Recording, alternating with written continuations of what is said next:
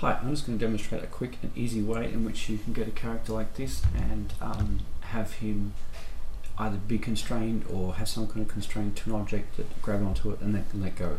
So it's a simple way to do that. So I've written two scripts that you need to source in first. The first thing you want to do is to go into script editor and find the script that I'll make available to you, one called drop off and one called pick up. So go to pick up and then you type in pick up, select the text, make a shelf button out of it, pick up. Then you source the other one called drop off, select that and write do. Boom. Okay, so once you've done that, you want to be able to constrain it to the object you're constraining to. Now, with a character like that, it's also nice to be able to have some kind of freedom to move the foot after you put the constraint on.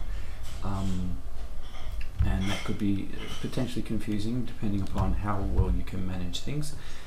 But an easy way around that is if you do have to, say, jump up onto this box and then move your feet around a little bit, you want to maybe first of all create a locator, okay, and just position it to somewhere where you can associate with your foot.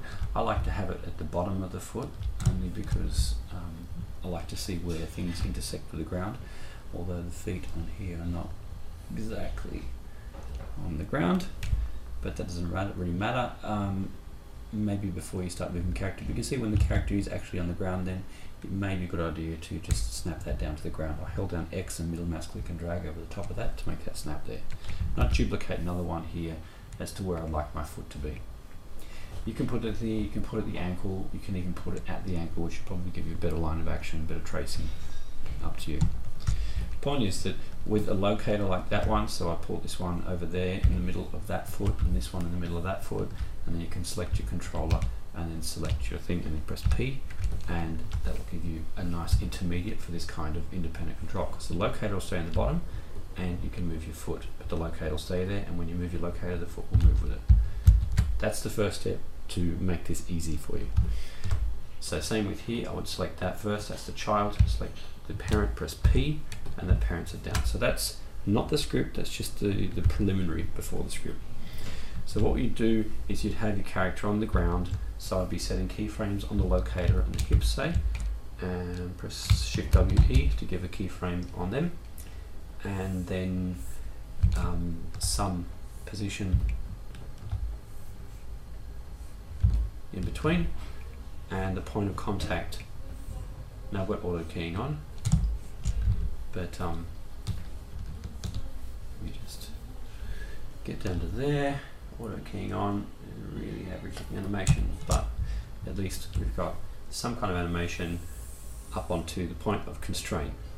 So now, if I look at that, my animation finishes at 14, we go to frame 15, and I select what I'm interested in constraining to there. So if I wanted the box to control the feet, I'll select the box and the foot and select pick up.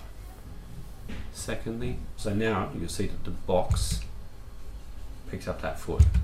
So now I go box and then the second foot and then go pick up, and all that stuff that you learn about with all the blended constraints is all there. So the previous frame as well, just be careful to go back to each of the locators and put blend parent back to 0 if you've got auto keying on. If you don't, make sure that you do that. Okay, and this will just work. So we've got our animation before, and then from frame 15 on, the box has control. So now if I go rotate the box, that moves that, and I can move my character as if he was going to then jump off it. So that's from, and of course I need to animate my box.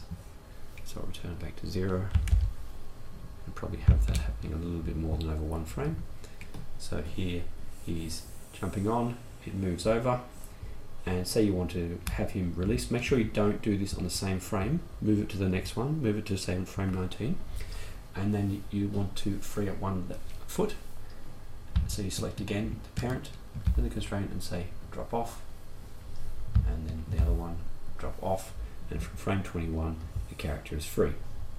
So then you can select these locators, move them off, select the body, move it off into whatever directory you're going to next, and so then we have the foot on the ground, so up here, on there, and then free again.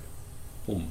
And you can do this as many things as you want. You can constrain onto this object and then to this one and this one. You don't have to take account of all of your parent constraints, because each one of these has a parent constraint inside here which takes its name from the parent and the child.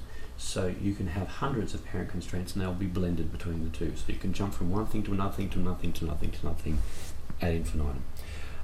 So the reason I had the locators now, when we get to this topic where it's actually holding on, what you won't be able to do, if you just select the feet in the box, you will not be able to do this. So say you wanted to have from here, this foot retains the balance, and this one doesn't. This one kind of does some weird thing on the side there. So you'd key it at this position, and maybe key it before it lets go, and do some kind of weird adjustment on his foot.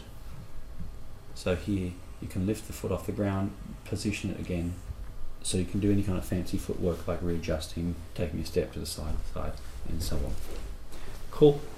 Hope you enjoy it.